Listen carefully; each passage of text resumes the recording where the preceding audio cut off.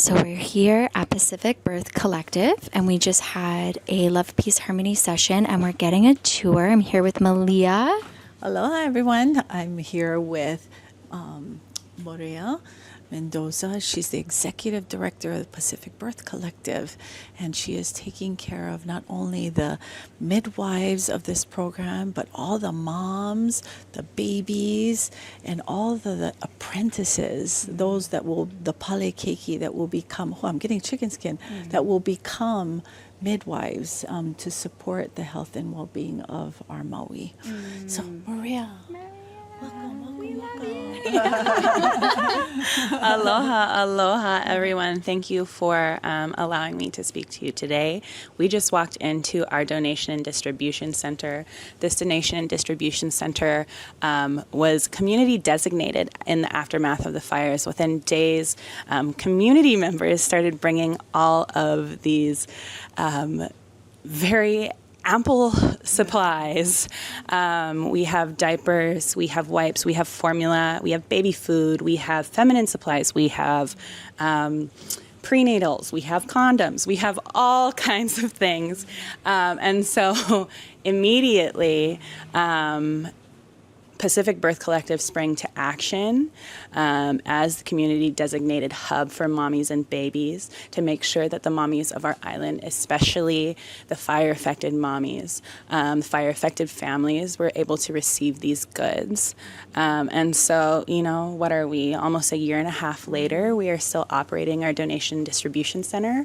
We do this, we have an online presence where people can go and make orders. Fire-affected families are able to do that completely for free, and they can place their orders, and these orders are actually either delivered to their closest hub or directly to their doorstep, which, you know, many families who are in their direct postpartum area can relate. You don't want to get too far from that bed.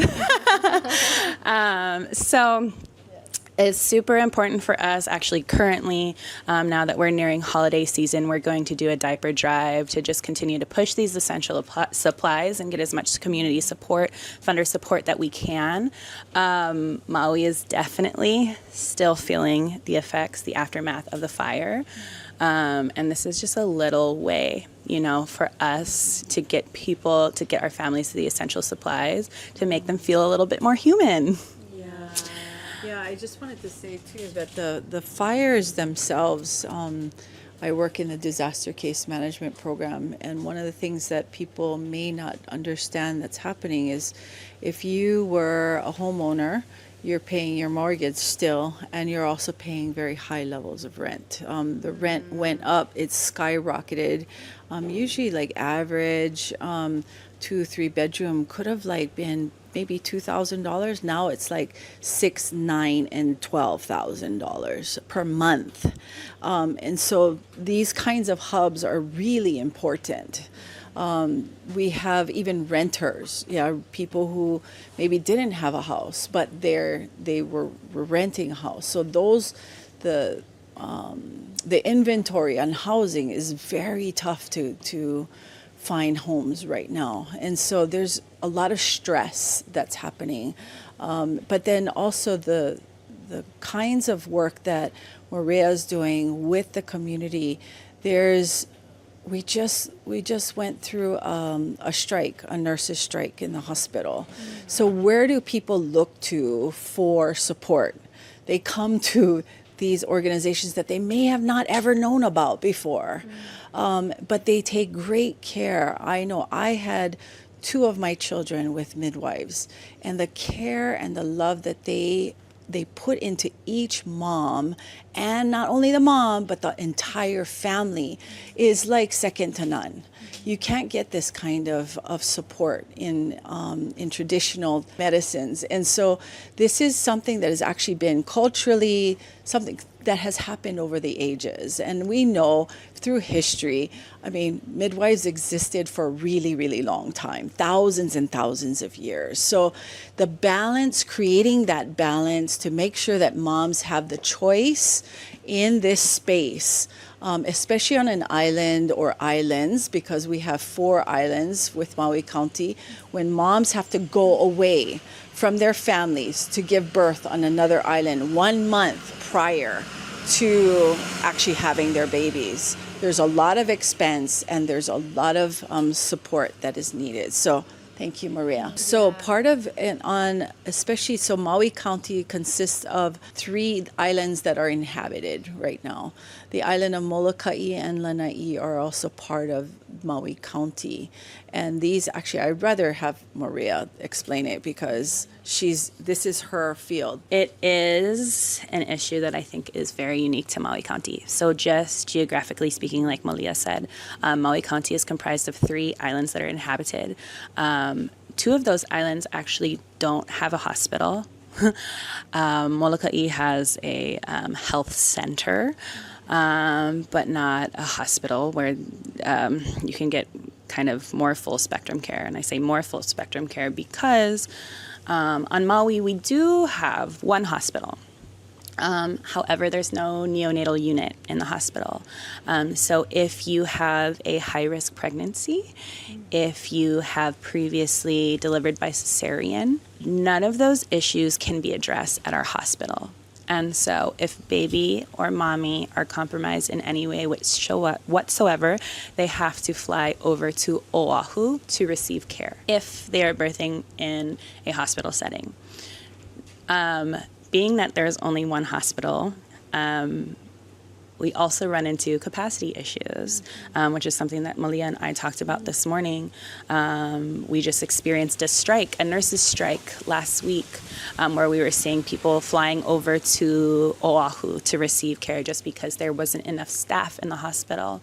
But as is, there's only 8 rooms in the labor and delivery unit. For a population that's over 100,000, and that doesn't even include all of the tourists, the millions of tourists that come to Maui.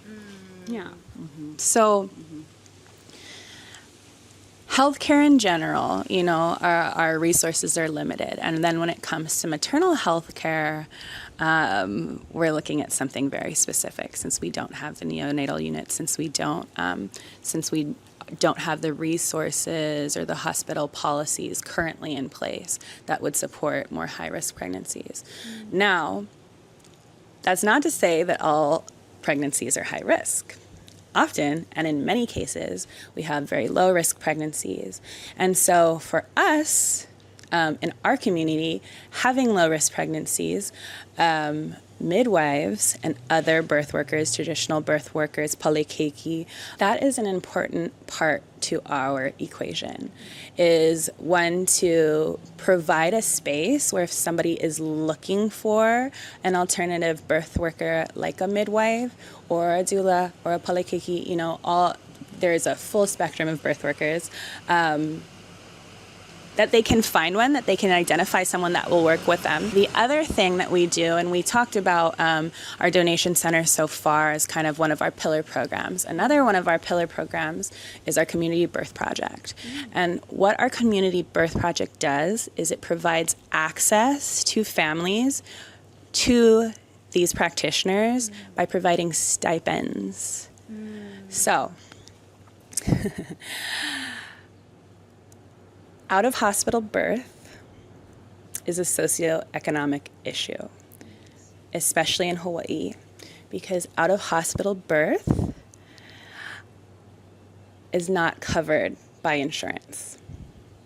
So anybody that is birthing out of hospital, if they are able to find a provider to support them, they're paying for that out of pocket. So with Community Birth Project, what we do is we issue mini grants, stipends that help get the practitioners paid and give mothers access to the birth worker of their choice. It was one of, aside from the directory that we talked about kind of earlier, it was one of our main programs that we started with. Yes, so Community Birth Project was one of our pillar programs. And if these mommies did not have this financial support to access the birth of their choice, they would be funneled straight into the hospital, and or might choose to birth alone, which is not well.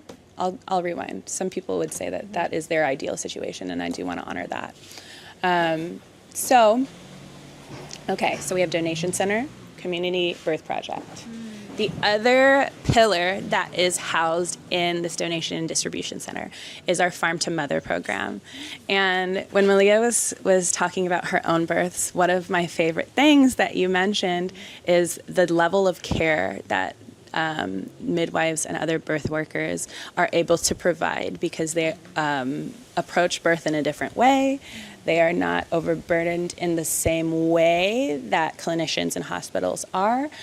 But in approaching it in a different way, one of the very integral things, and perhaps I'm not the right person to speak with this completely. I'm not a practitioner myself, but having been a mother who has received care from a practitioner and being in the space that I'm in, any midwife that you speak with places very high level of importance on what you are consuming.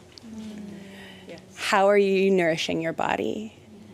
How is that in turn providing you and providing your baby adequate nourishment to get a very low risk pregnancy, to have those, those good outcomes that we all hope for?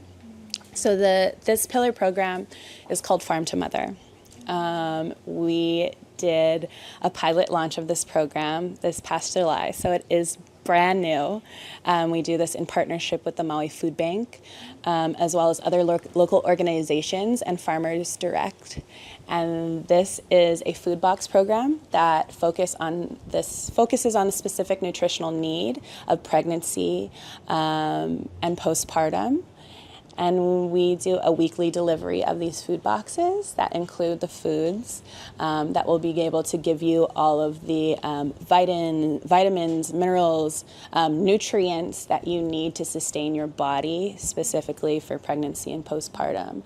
Looking at it from a lens of pregnancy is one of the most healthy times of a woman's life if you sustain it correctly. So weekly, this is something that we do. You can kind of see our makeshift drive up, but families will come, drive right through. We will plop the box of goodies right into their cars, and they're on their way. We also deliver.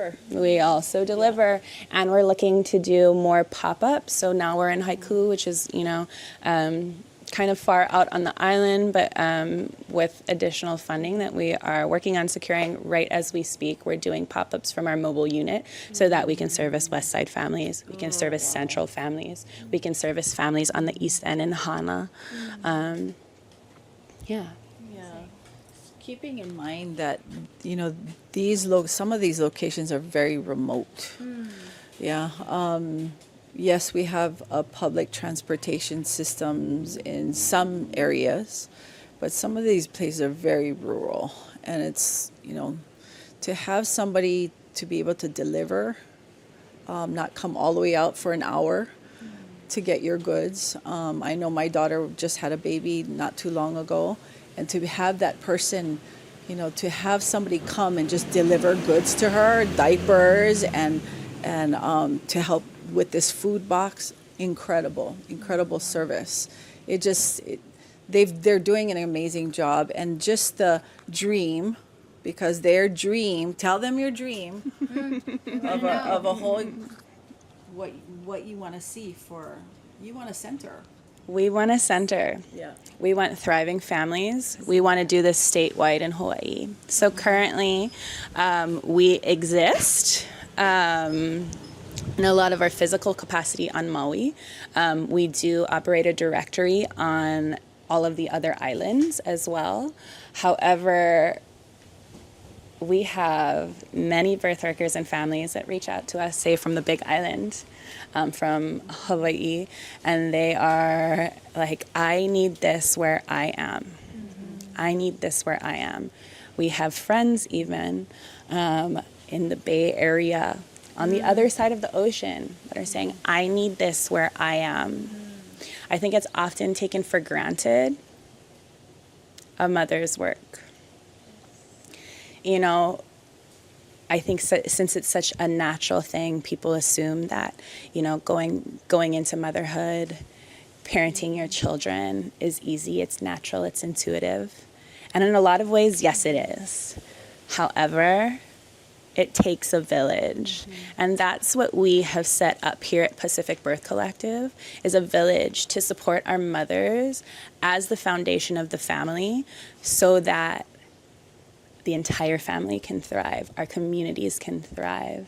Everybody's being held and supported in just the littlest ways, in the most essential ways.